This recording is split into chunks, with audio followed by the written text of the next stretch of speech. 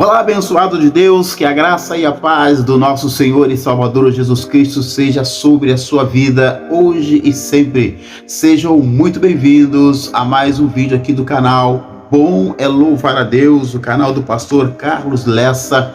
E a nossa finalidade aqui, como sempre, é levar até você uma palavra de fé, uma palavra de vida, uma palavra de esperança para impactar aí o teu coração, ok? Nós hoje temos uma palavra de Deus para abençoar grandemente a sua vida. Eu quero falar com você a respeito das 5 perguntas que todo cristão precisa responder.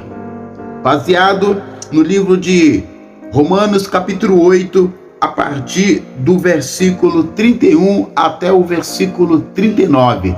É sobre essas perguntas que todo cristão deveria fazer, que eu quero estar tratando com você. Através desse texto, através desta porção da palavra de Deus, nós vamos entender o quanto Deus nos ama e Ele quer o melhor para cada um de nós, ok?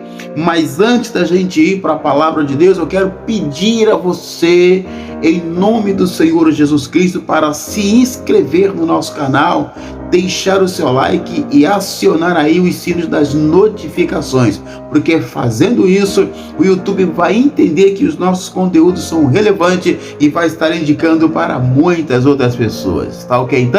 Então, vamos aí para a palavra de Deus, mas logo após a nossa vinheta.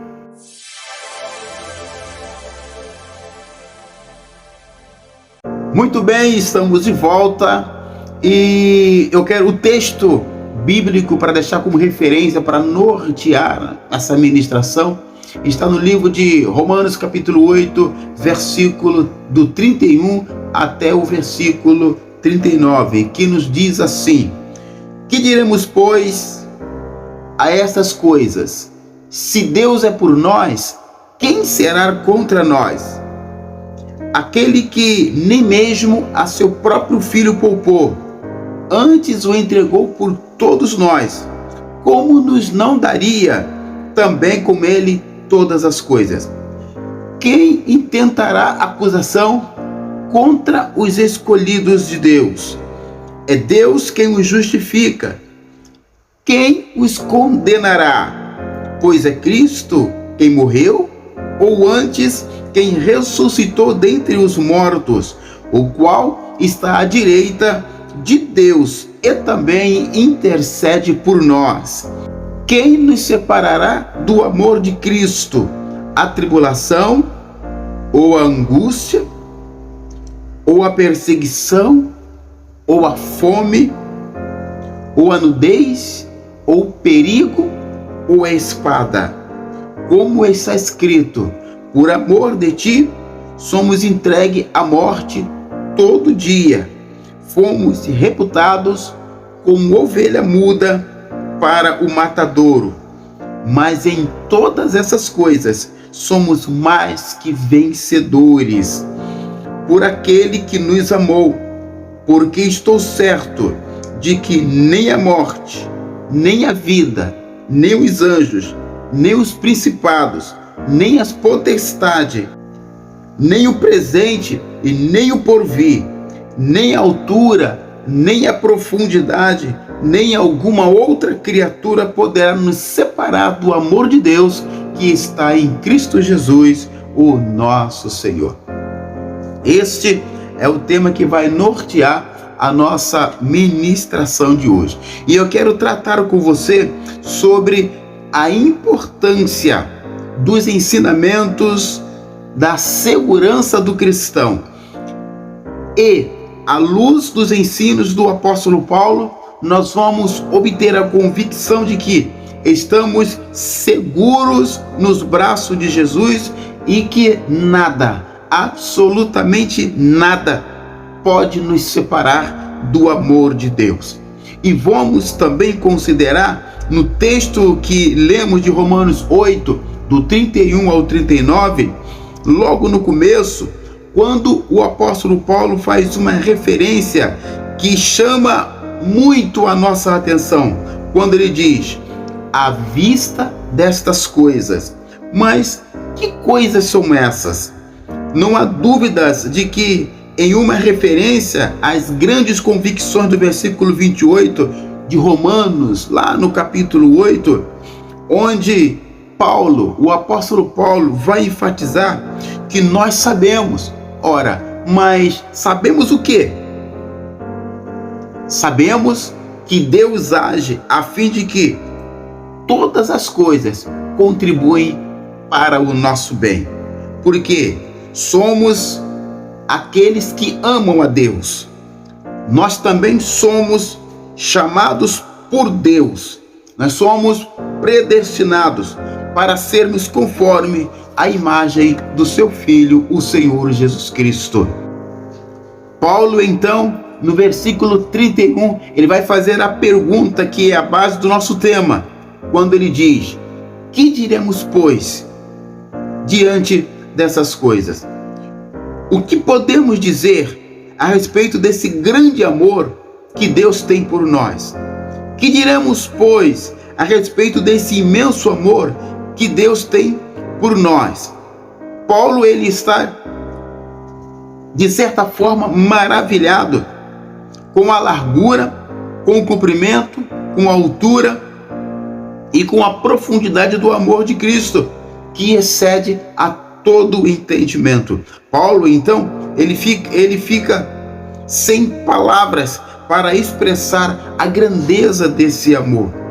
Aí é onde ele, o apóstolo Paulo, vai fazer as 5 perguntas que todo crente precisa responder.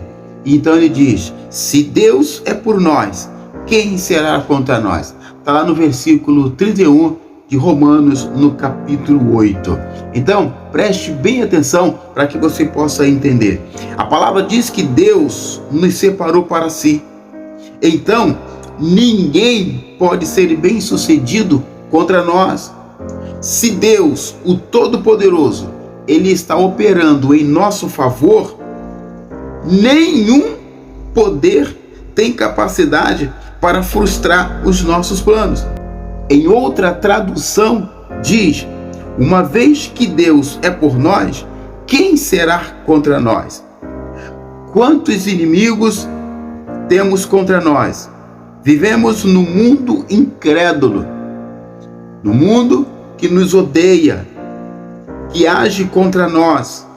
No versículo 38, Paulo menciona os principados, anjos e demônios, tudo contra nós. Reconhecemos que o pecado que habita em nós é o nosso grande adversário, junto com o príncipe das trevas. Mas o fato de Deus ser por nós, ninguém pode ser contra nós. Foi Ele, o Senhor nosso Deus, quem nos predestinou. Foi Ele quem nos chamou. Foi Ele quem nos justificou. E foi Ele quem nos glorificou. E vai nos guardar até o fim. Quem pode ser, então, contra nós? Não existe resposta para essa pergunta. Eu posso dizer, mesmo que todos os poderes do inferno se ajuntem contra nós, eles, com certeza, não podem prevalecer. Pois Deus, Ele está do nosso lado. Satanás, ele pode tentar fazer o que quiser, mas está acorrentado, está preso.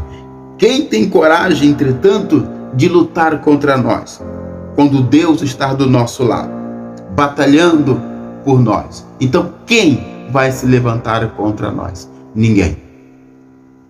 Não existe nenhuma potestade, nada que pode se levantar contra a nossa vida, porque a palavra é muito clara quando ela diz: se Deus é por nós, quem será contra nós?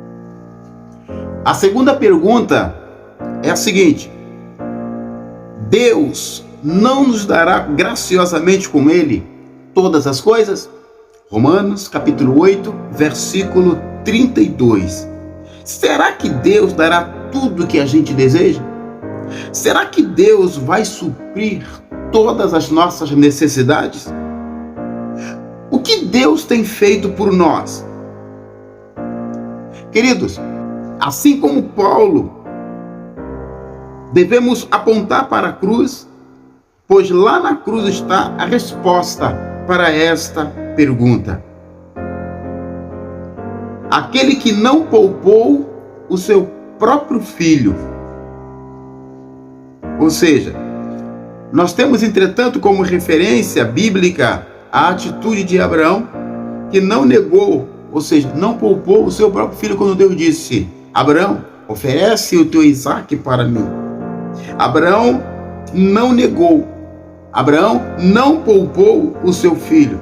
Abraão, com essa atitude, ele provou a sua lealdade a Deus. Assim, também Isaque demonstrou obediência quando estava pronto para ser imolado. Por essa analogia, Paulo está enfatizando o amor do pai e também a obediência do filho. Portanto, o que Deus tem feito por nós? Em que está baseado as nossas esperanças? Olha, Deus não poupou seu próprio filho, antes, por todos nós entregou. É interessante notar que o mesmo verbo entregar é usado em relação a Judas, que entregou Jesus por 30 moedas de prata, aos sacerdotes e a Pilatos, que entregaram Jesus à morte. Um escritor, quando ele fez a sua escrita, ele tinha toda a razão quando disse: quem entregou Jesus para morrer não foi Judas por dinheiro, também não foi Pilatos por medo do povo, e nem os judeus por inveja, mas quem entregou Jesus para morrer foi o próprio Pai, por amor a cada um de nós. Deus, ele entregou seu Filho por amor e graciosamente. Essa palavra significa que Deus, pela sua infinita graça, nos dá Cristo. E não só nos deu Cristo, como tudo o que ele representa.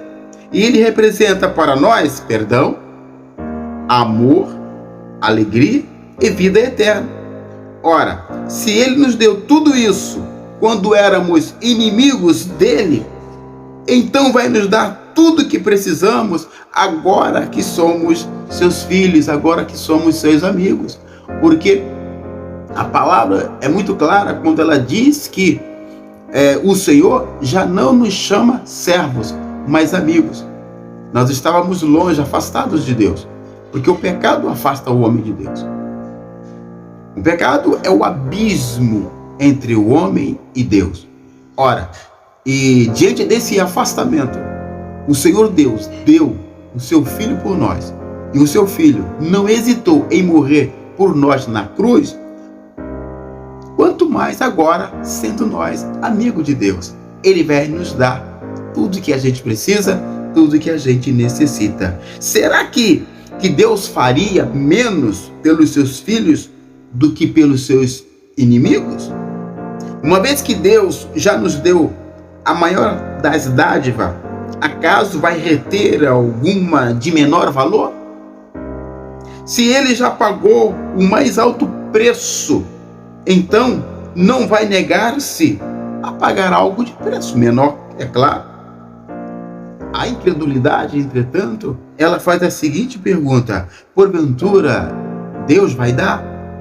Mas a nossa fé, ela faz a seguinte pergunta: porventura ele vai negar?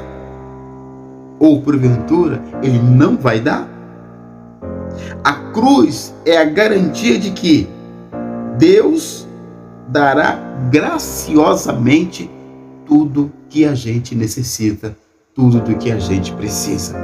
Porque a cruz é a expressão maior do amor de Deus e do amor do Filho. Ali ele estava nos dando. Ali na cruz ele estava abrindo uma precedência para que nós alcançássemos toda a sorte de bênção e de milagre. Foi ali na cruz. Então, querido, como fala Romanos 8,32, Deus não nos dará graciosamente com ele todas as coisas?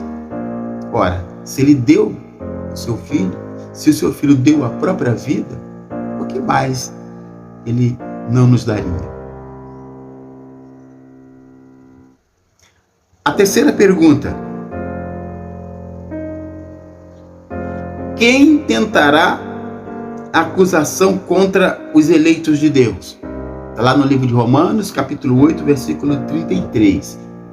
O contexto desse versículo é de um tribunal. O pecador está no banco dos réus, mas onde estão os seus acusadores? De fato, ninguém pode comparecer, ninguém pode nos acusar, uma vez que Deus, o nosso juiz, já nos declarou justos e Jesus, nosso advogado, já morreu, ou antes, quem ressuscitou, o qual está à direita de Deus e também intercede por nós.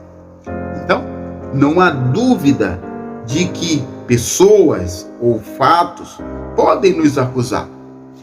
Nossa consciência tantas e tantas vezes também nos acusa. Atitudes que tomamos, erros que cometemos. E às vezes ficamos na nossa mente, errei, falhei. Então a gente às vezes somos acusados até pela nossa própria consciência. Porque o caluniador, o diabo, ele nunca cessa de nos acusar. Por isso que ele é chamado de acusador. E também temos inimigos humanos que gostariam de achar uma falha em nós e nos acusar. Mas graças a Deus, nós somos escolhidos por Ele antes da fundação do mundo. E como tal, fomos justificados. E todas as acusações contra nós já caíram por terra. Então, querido, quem vai intentar acusação contra os eleitos de Deus? Nós somos eleitos, nós somos escolhidos do Senhor. A Bíblia diz que há muitos chamados, mas poucos os escolhidos. Mas você que está me ouvindo agora, nós somos escolhidos de Deus. E se somos escolhidos, somos eleitos. Se somos eleitos, quem vai intentar acusação contra nós? Se é Deus quem nos justificou. Quarta pergunta: quem condenará os eleitos de Deus? Lá em Romanos 8, versículo 34. Será que há alguém que pode condenar os eleitos? Ninguém pode nos condenar. Paulo, ele dá 4 razões pelas quais o crente não pode ser condenado, mas considerado inculpável. Primeiro, em Gálatas capítulo 3, versículo 13, o apóstolo Paulo diz assim: Cristo nos resgatou da maldição da lei, fazendo-se Ele próprio maldição em nosso lugar. Isso significa que a morte de Cristo e pela sua morte, Jesus pagou a nossa culpa pelos pecados, que nos levaria à condenação. Portanto, com o preço pago na cruz do Calvário, nós nos tornamos inculpáveis. Nós somos justificados. E quem vai nos condenar? Segundo, 1 Coríntios capítulo 15, versículo 19. O apóstolo Paulo escreve, e ele disse assim: se ele, Jesus, não tivesse ressuscitado, seríamos os mais infelizes de todos os homens. O que ele quer dizer com isso para nós? Paulo está passando para a gente que a ressurreição de Cristo é um fato de grande encorajamento para cada um de nós, para que a gente possa manter a nossa caminhada, para que a gente possa manter a nossa trajetória, para que a gente possa nos motivar, entendendo que se Cristo morreu e ressuscitou, nós também vamos ressuscitar um dia e vamos viver com Ele para toda a eternidade. Então a garantia do cristão é que Cristo ressuscitou. Por isso que ele fala aqui: Se ele não tivesse ressuscitado, seríamos os mais miseráveis dos homens. Sem contar que se ele de fato não tivesse ressuscitado, a nossa pregação seria vã. Estaríamos pregando mentira. Mas Jesus Cristo, sim, ele ressuscitou. E depois da sua ressurreição, ele apareceu a mais de 500 pessoas. Ele apareceu para os seus discípulos. Ele falou a Maria Madalena. Então, irmãos, há uma prova contundente de que o nosso Cristo, ele morreu, sim, mas ao terceiro dia ressuscitou e está à destra de Deus e intercede por nós. E nos encoraja dia a dia a manter a nossa vida na presença dele, sabendo que quando partirmos desta, vamos estar com ele na eternidade e naquele grande dia seremos ressuscitados para a glória do Senhor nosso Deus. Número 3, a terceira razão pelas quais o crente não pode ser condenado: a posição soberana de Cristo à direita de Deus. Ou seja, temos um amigo que também é o juiz no tribunal. Nós temos um amigo chamado Jesus que está lá no tribunal, ele que intercede por nós. Então nós não vamos nunca ser condenados. Quarta razão pelas quais o crente não pode ser condenado, mas considerado inculpável. Está lá no livro de Romanos, capítulo 8, versículo 1, quando diz assim: nenhuma condenação há para os que estão em Cristo Jesus, o nosso Senhor. O que Paulo está dizendo com isso? Ele está dizendo, irmãos, que a contínua intercessão de Cristo por nós ao Pai nos traz um consolo, porque a gente sabe que temos alguém lá no céu intercedendo pela nossa vida. Se tem alguém lá intercedendo por nós, quem vai nos condenar? Quem vai se levantar contra a nossa vida? Se Cristo, a quem foi confiado todo o julgamento, não julga o réu, mas intercede por ele, então ninguém pode ter motivos válidos para condená-lo. Louvado seja o nome do Senhor. Se Cristo, que é o juiz supremo, não nos condena, ora, quem vai nos condenar? Lembra da passagem da mulher que foi pega no flagrante de adultério? O que foi que Jesus perguntou para ela? Mulher, cadê os teus acusadores? Ninguém te condenou? E ela disse, não, Senhor, ninguém me condenou. E ele então respondeu para ela e disse, nem eu também te condeno. Vai e não peques mais. Quinta pergunta que o apóstolo Paulo fez: quem nos separará do amor de Cristo? Lá em Romanos capítulo 8, do 35 até o versículo 37. E aqui a gente chega ao último desafio. Alguém é capaz de separar os justificados do amor de Cristo? Todas as circunstâncias adversas que podem causar separação em outras áreas da vida são consideradas, mas nenhuma delas pode separar o crente do seu Salvador. Os problemas que a gente vive, as dificuldades que a gente enfrenta, às vezes as acusações, as pedradas que a gente toma, as mentiras, calúnias que a gente sofre, às vezes são situações que nos levam a pensar em retroceder e voltar atrás. Porque como seres humanos que somos, se apertar dói e se furar sai sangue, isso aí é verdade. Mas nenhuma delas pode separar o crente do seu Salvador. Paulo, ele apresenta uma lista de adversidades e adversários que poderiam ser considerados como fatores e nos separar de Cristo. São 10 itens mencionados. Aí ele vai selecionar para nós. Nem açoites, olha que coisa linda, nem açoites da tribulação, nem a angústia que inflige dor ao corpo e à mente, nem a brutalidade da perseguição, nem a fome, nem a nudez, que é a falta de comida ou de vestimento adequado, nem perigo, nem espada, nem sem dúvida foi a experiência do próprio apóstolo Paulo, podem nos separar do amor de Cristo. Paulo cita o salmo que descreve a perseguição do povo de Israel pelas nações devido ao seu amor para com o Senhor, por ter sido fiel a Deus. Quando ele diz, por amor a ti, somos entregues à morte todo dia. Fomos considerados como ovelhas para o matadouro. Entretanto, não há dúvida de que, devido à nossa identificação com o Senhor, nós somos entregues à morte todo dia. Nós somos perseguidos todos os dias.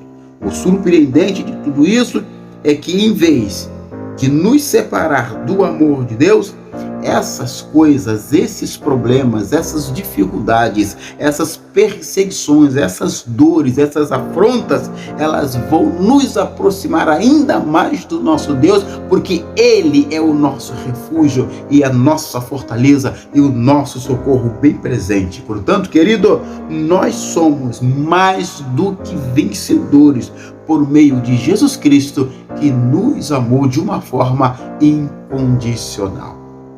Amém?